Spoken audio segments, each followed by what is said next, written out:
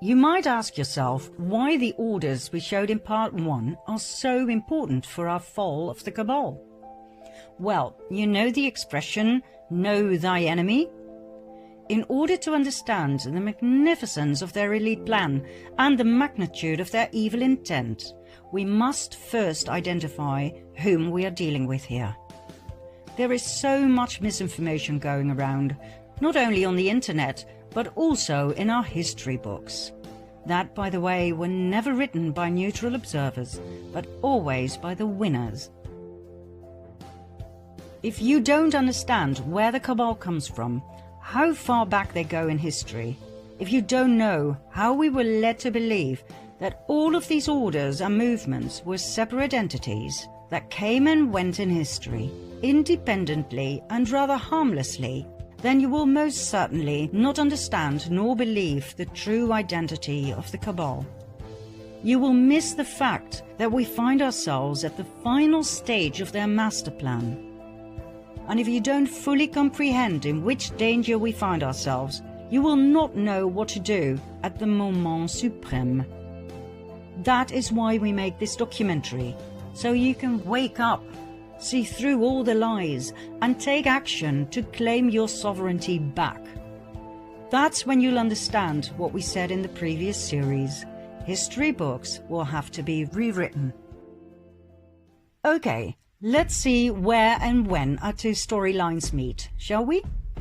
It was in 1748 in southern Germany, Bavaria, in a small town called Ingolstadt. A boy was born. His name was Johann Adam Weishaupt. At the age of 5, his father died. The Jesuits took him under their wings and groomed Adam, who turned out to be a highly intelligent and strong-minded individual, to become a professor in canon law at the Jesuit University of Ingolstadt. He rewrote ancient historical documents in which the ideology of Lucifer would eventually lead to the complete control of the world. In 1773, a secret meeting took place between Meyer Amschel Rothschild and a select group of 12 elite Khazarian bankers and businessmen. Remember Rothschild, key player in our first storyline? The excessively wealthy and powerful Ashkenazi Khazarian banker from Frankfurt? Well, Rothschild proposed to join forces and riches with the purpose of world dominance.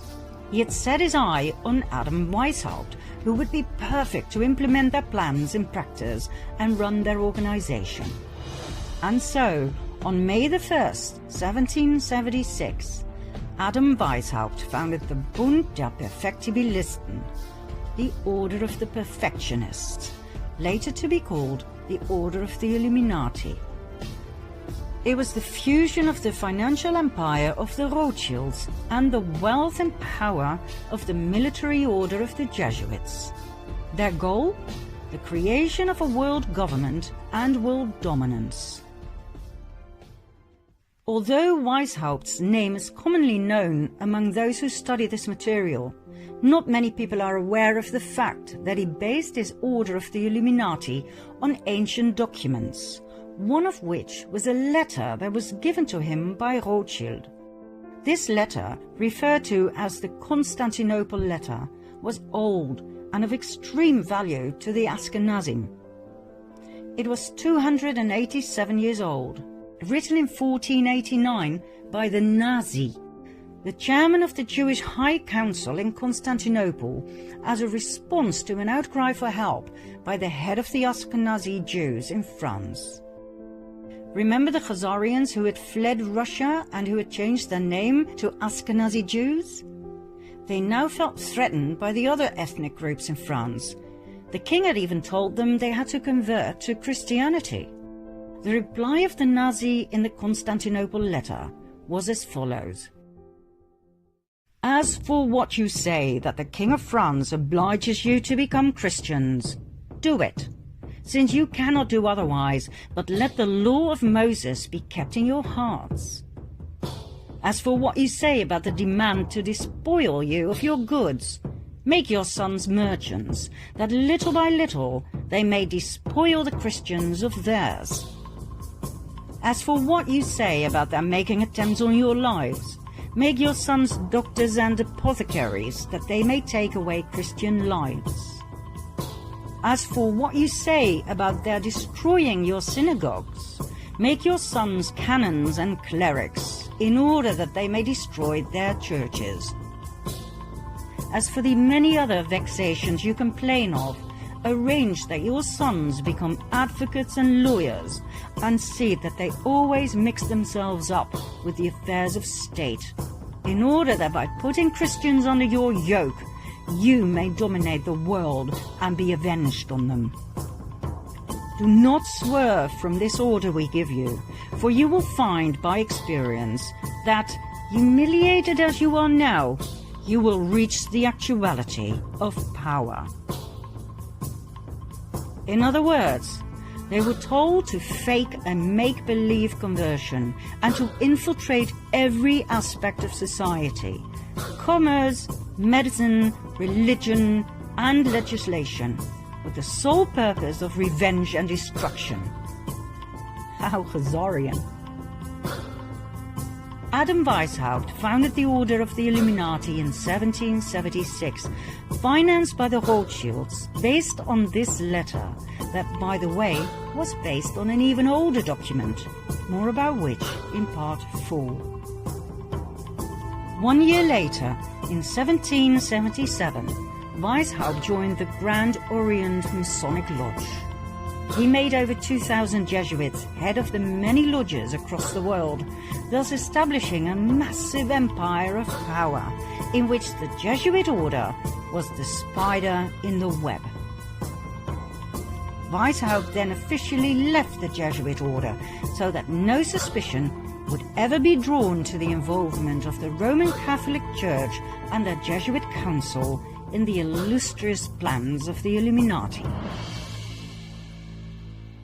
The Rothschilds used their riches to finance wars, as they had found out that by financing both sides of each and every war, they would always win financially. They knew no scruples, no mercy. The alliance of the Luciferian Khazars and the Jesuit order had only just begun. Their goals? Personal gain, wealth, and power. The submission of the royal families. The annihilation of the infidels.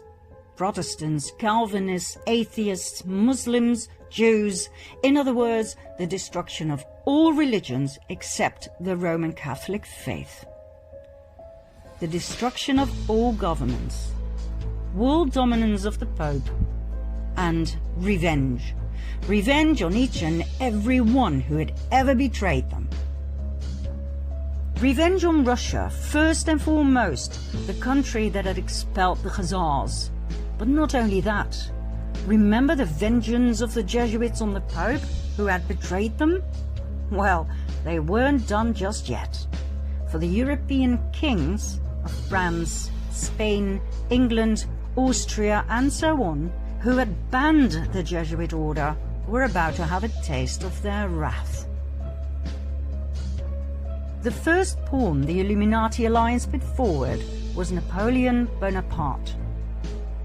The fact that the French Revolution was indeed orchestrated by elite secret societies was documented and proven by the French Jesuit Augustin Barruel. He wrote an influential account in which he focused in particular on Adam Weishaupt, founder of the Order of the Illuminati. According to Barruel, the French Revolution was orchestrated by Freemasons and philosophers like Voltaire and Montesquieu. We'll get back to Barruel in a later stage, so remember his name. Napoleon's advisor was a Jesuit, Emmanuel Sillet. He advised Napoleon on where to go and what to do. In today's language, we would call Sillet his handler. According to many historians and researchers, the Jesuits were the ones who orchestrated and directed the French Revolution and the outcome. Napoleon was a Masonic Grand Master. He was chosen and initiated by the order to play a key role in their planned revolution. Napoleon's brother, Louis Bonaparte, was made Grand Master of the Grand Orient of France. His wife Josephine was a member of the Mason Rite of Adoption. Under Napoleon's rule, the number of lodges in France grew from 300 to 1,220. Napoleon was a puppet of the cabal. We were led to believe he was the front man, but he was not. The hidden hand that some historians believe was to cover an ulcer, seriously, was actually a common Masonic gesture called the sign of the Master of the Second Veil. Many world leaders have shown this sign throughout the ages. The French Revolution started in 1789 and lasted for 10 long and bloody years of absolute terror. It was the master plan of the Jesuit Council to take revenge on France, to destabilize the country through war, and to destroy the French crown. Their tool? The Jacobins, an extremist political movement founded by none other than Napoleon's advisor, the Jesuit Sieyès. The Jacobins caused mayhem across France, rioting, plundering, murdering everyone who stood in their way. They left behind a trail of death and destruction wherever they went. The Jesuit plan worked. The guillotines worked overtime.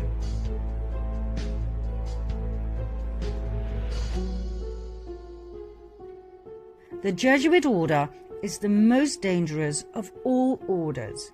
It has caused more harm than all other orders. The doctrine of the Jesuits entails that their supreme general is the sovereign of sovereigns and master of the world. After the French Revolution had ended, the Napoleonic Wars started. They caused even more instability and destruction, not only to France, but to the many countries Napoleon invaded: Austria, Russia, England, Prussia, Portugal, and Spain, where the royal family was kicked out and Napoleon's older brother was put on the throne. Each and every country that had once banned the Jesuit order and the Khazarian Ashkenazi Jews was now in ruins. This was one of the order's most dominant passions: revenge. During the Napoleonic Wars, the Illuminati alliance deployed their most successful strategy. They financed both the French and the English army. It simply didn't matter who won. War was an absolute revenue model. It was the Duke of Wellington who fought Napoleon and who defeated him at the Battle of Waterloo in 1815. Nathan Rothschild, a brilliant and ruthless businessman, had his spies at Waterloo, and he had a private courier system, as he knew that fast communication was vital in business.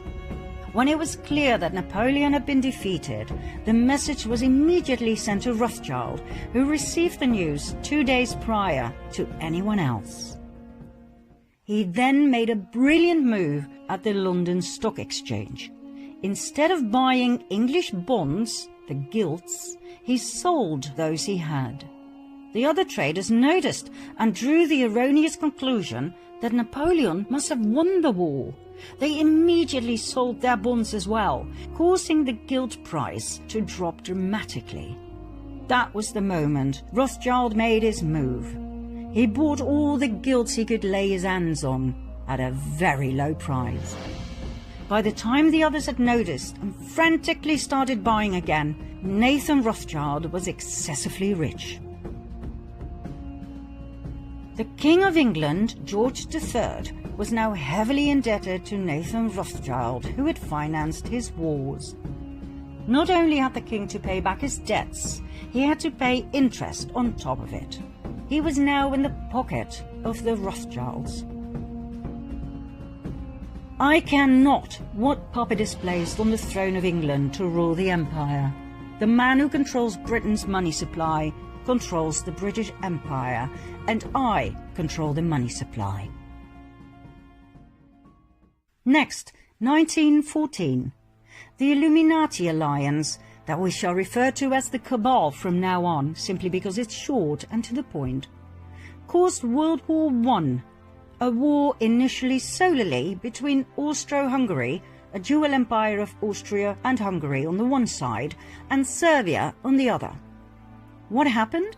The ruler of Austro-Hungary, Emperor Franz Joseph I, had no successor to the throne, as his only son had committed suicide. His nephew, Franz Ferdinand, became heir to the throne. But his ideas about politics were very different from his uncle's. Franz Ferdinand wanted to decentralize. He wanted autonomy for the various ethnic groups. He wanted to incorporate Serbia into the dual empire as a political entity equal to Hungary and Austria. He was a thorn in the eye of his uncle, the emperor. Although raised in the Jesuit image of his father and uncle, he had a mind of his own. He refused to adopt his uncle's political vision, and he married the woman he loved, which was so not done within the elite. At the time of extreme internal unrest, the emperor sent his nephew to the border with Serbia, where he and his wife Sophie were murdered. According to the official narrative, it was the Serbian Gavrilo Princip who pulled the trigger. And so, Austro-Hungary declared war on Serbia. Germany joined forces with Austro-Hungary. England, France, Russia, and later Italy, Romania, Bulgaria, and former Turkey, the Ottoman Empire, came to the aid of Serbia. We all know the results. 4 horror years in trenches, 9 million killed. Germany was in ruins, and that was precisely what the Jesuits had aimed for, as Germany was mostly Protestant. You may remember what it said in the Jesuit oath about Protestants. They would do absolutely anything to destroy their horrible race forever. Some historians may question or even deny the Jesuit background of the rulers of Austro-Hungary, which is odd, as they were prominent members of several Jesuit suborders, such as the Supreme Order of Christ. Emperor Franz Joseph was so high up in the Jesuit council that he was authorized to grant titles such as Prince and Grand Master. In 1880, for instance, he granted this title of Prince of the Holy Roman Empire to the Grand Masters of the Order of Malta. He even founded his own order, the Imperial Austrian Order of Franz Joseph. I promise to go deeper into these orders, plus the evidence of their Jesuit connection, in a later episode. For now, we'll leave it here, as we don't want to get lost in history. After all, we still have to cover the Russian Revolution and World War II in a way it wasn't brought to you in school, I promise.